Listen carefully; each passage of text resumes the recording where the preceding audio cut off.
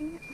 Okay, there we go, that's better. You guys, welcome back. We're gonna do a quick little thing of this old 30-year-old photo. This is gonna be annoying my neighbors. Part 2. How annoying? Well, let's see, we got some strobe lights on here. I mean, you gotta have those. Yeah, you can't forget those.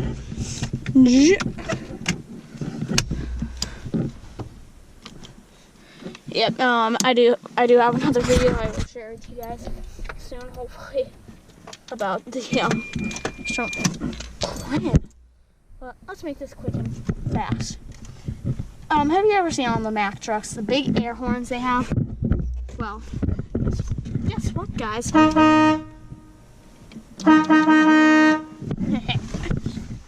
Got one on here.